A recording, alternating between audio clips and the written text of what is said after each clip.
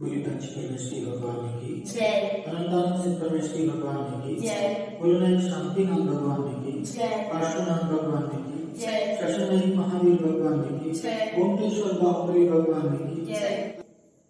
24 तीर्थंकर भगवंतों की जय। आचार्य श्री गुरुदेव की जय। आचार्य गुरुदेव श्री देवमती जी महाराज जी की जय। गुरुदेव श्री जयपत जी महाराज जी की जय। समस्त आचार्यों की जय। श्री महाराजों की जय। स्वामी माता की जय। जय धर्म की जय।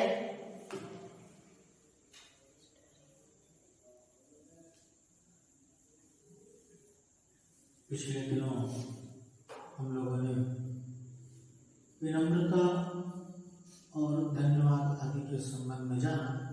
आज दूसरा विषय लेते हैं अभिवादन का। कहानी के माध्यम से इसे समझाया गया है। राणा जी घर आए तो चौहान साहब ने दिनेश से कहा, बेटा अंकल को नमस्ते करो। दिनेश संकोच से जरा पीछे हट गया।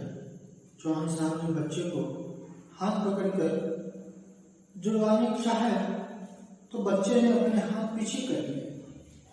राणा जी को बुरा नहीं लगा, बोले बच्चा है, थोड़ी देर में मूड ठीक हो जाएगा तो कर लेगा, छोड़िए भी। चौहान साहब को चुप सा रहा। उन्हें लगा कि राणा जी के बच्चे तो हमारे पांव छूते हैं, उन्हें कभी कहना नहीं पड़ता। इधर हमारे बच्चे हैं कि कहने पर भी नमस्ते करने को तैयार हैं। मनी मन चौहान साहब खींच गए।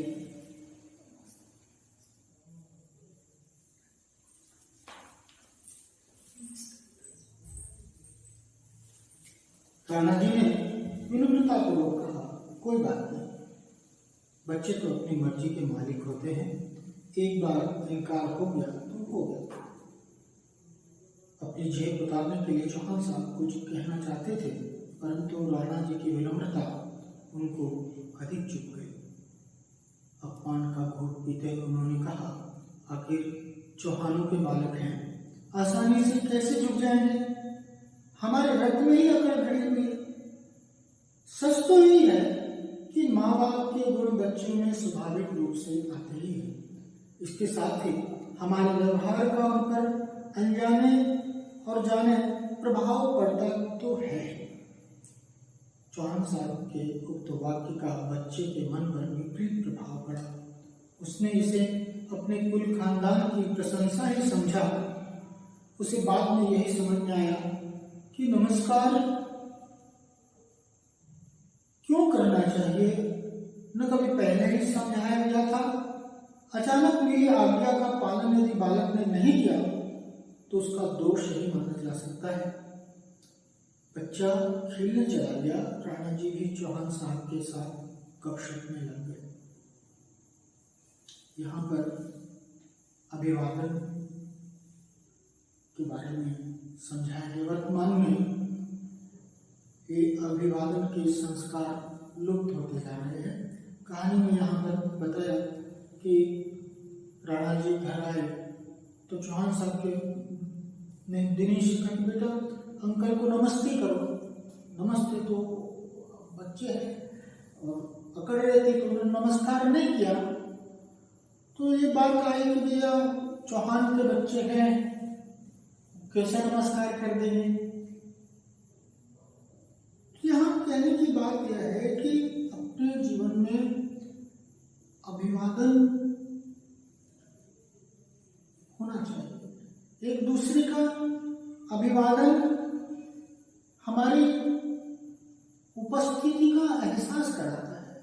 अगर हम किसी को अभिवादन करते हैं, जैसे कि हम उन्हें नमस्कार करते हैं या प्रणाम करते हैं या उनको मुबारकबाद देते हैं, कहते हैं ना, बधाई हो, आपका नए घर की बहुत बहुत बधाई, आपको जन्मदिन की बहुत बहुत बधाई आदि शुभ अवसरों पर एक दूसरों की खुशियों के अवसर जब आते हैं तो हम एक दूसरे को बधाई देते हैं। यह अभिवादन नाम का गुण है। किसी को दंडवत प्रणाम करना, साष्टांग प्रणाम करना, चरण स्पर्श करना, झुककर उन्हें नमस्कार करना, यह सब अभिवादन के ये औपचारिक और अनौपचारिक रूप से दो प्रकार के होते हैं। किसी से हाथ भी मिलाते हैं, हेलो कहते हैं, नमस्ते करते हैं, सिर झुका करके उनसे बात करते हैं। तो ये सारी गुण हमारे अंदर में होनी चाहिए, हमारे पारिवारिक संस्कार का संकेत है। अगर बच्चों में अभिवादन का गुण होता है तो वो एक सुसंस्कृत परिवार के द्वारा संबंधित माने जाते हैं और ऐसे सुसंस्कृत परिवार का परिचायक है ये अभिवादन। कहानी थोड़ी लंबी है, आज यहीं तक रखते हैं, फिर देखेंगे इसी बात को और आगे समझेंगे।